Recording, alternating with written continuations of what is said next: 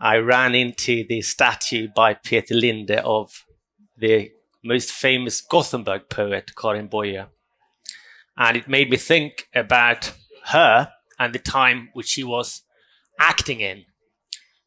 She took her own life in 1941, only 40 years old, and lived through a time of transition in a very deep sense. And a lot of her poetry is about that transition and the doubts that come with transition. Political doubts, but also personal doubts.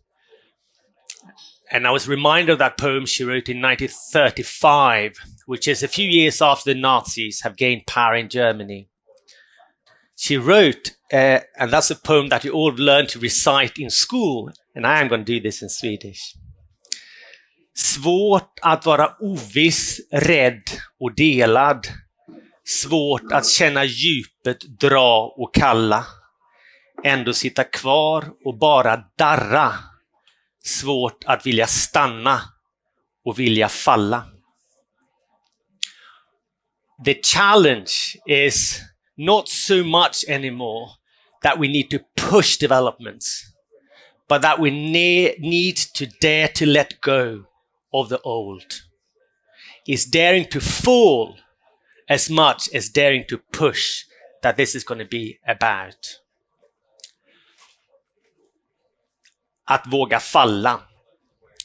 The reason why I think this is the case is that we have now, in one way, turned a very, very important corner, which means that the sustainability transition is no longer about activism only. It is primarily now driven by existential superpower struggles. The underlying reason for this is that because of both general technological trends, but also more specifically regulatory pressures, we have seen a breakthrough in the underlying technological base of our society. And I'm taking this to your home turf in Lindholmen, technology.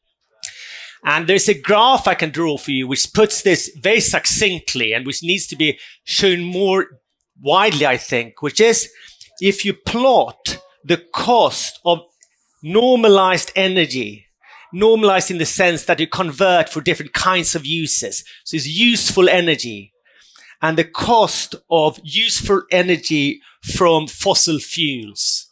This graph shows the trend, cost trend for that from 1880 till today, which may seem very paradoxical because we have such technological growth, which is true. We get better at finding oil and gas, but the oil and gas becomes harder and harder to find.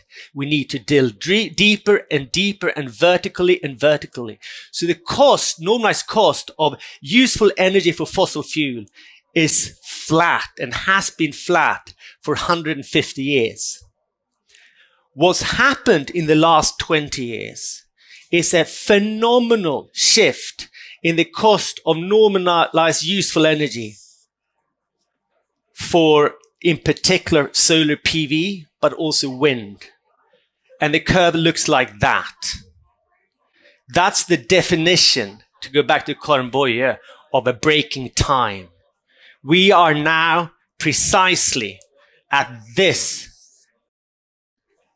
And again, att våga falla, att våga säga, let go of the old. What this means is that the basic technological base of our society that's powered the whole of industrialization and the kind of civilization that we know is about to change its underlying logic. And it's become clear only in the last 20 years.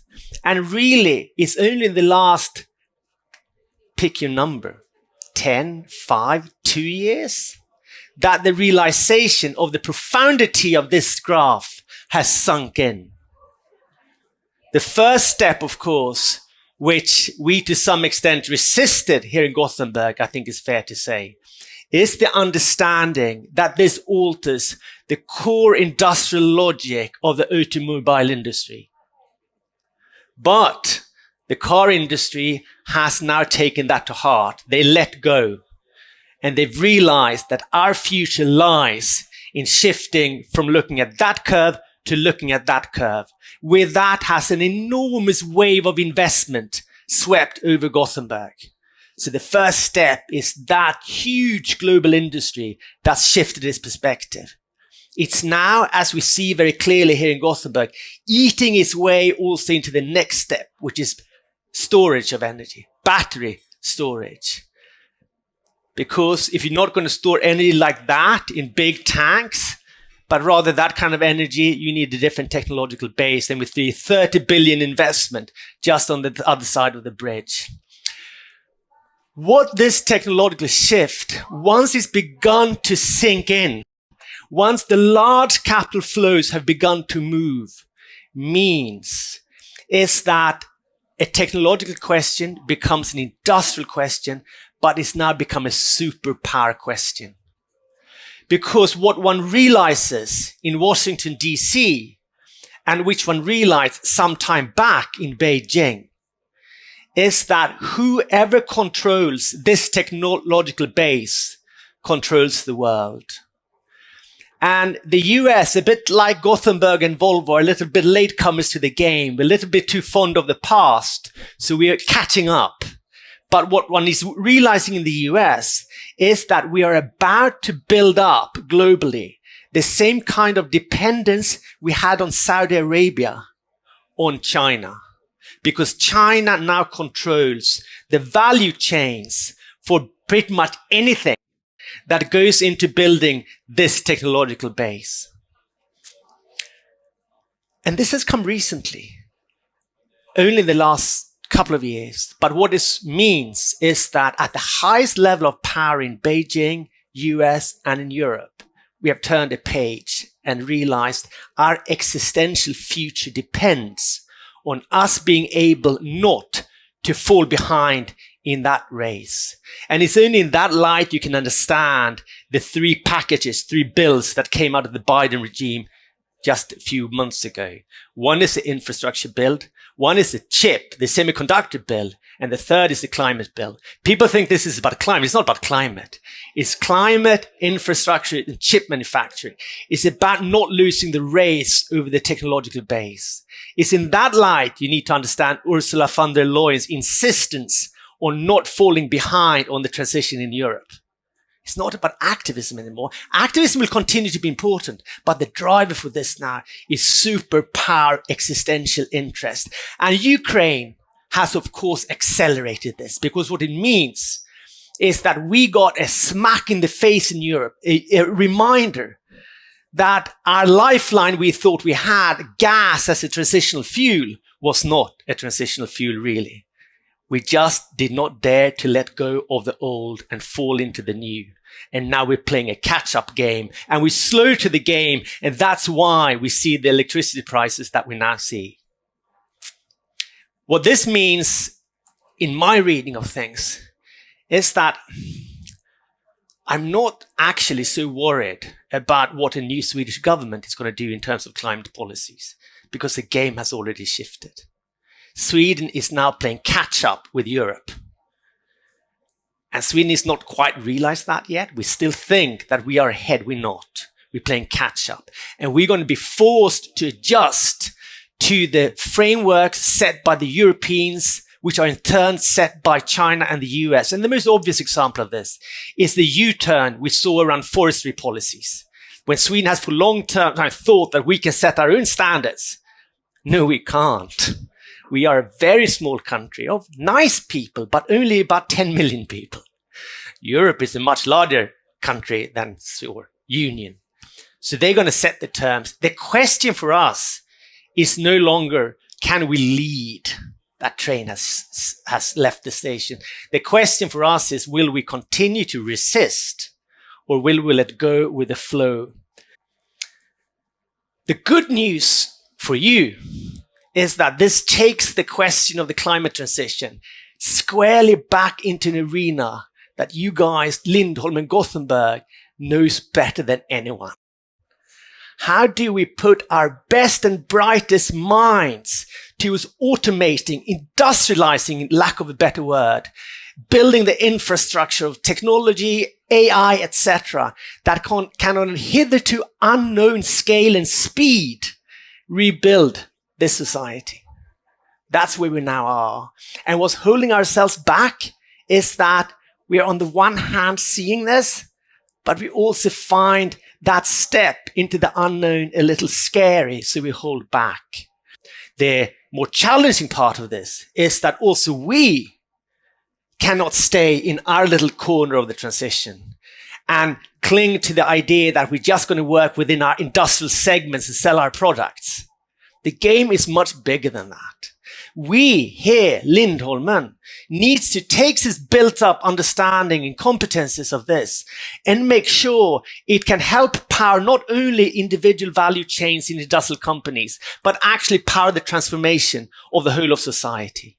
Because there's a very big risk in this picture and in this game, which is that the speed of the transition at one level does not latch on to the broader change processes in society, and that we get a further divided society with one part rushing ahead full of optimism and enthusiasm and another part lagging behind. We have a version of that here in Gothenburg, and I'm not only thinking of the social aspect of that, I'm also thinking of the old and the new technological systems.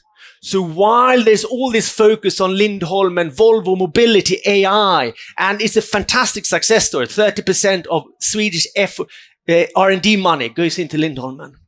But we in Sweden, Gothenburg, also have all the old technological systems amongst us.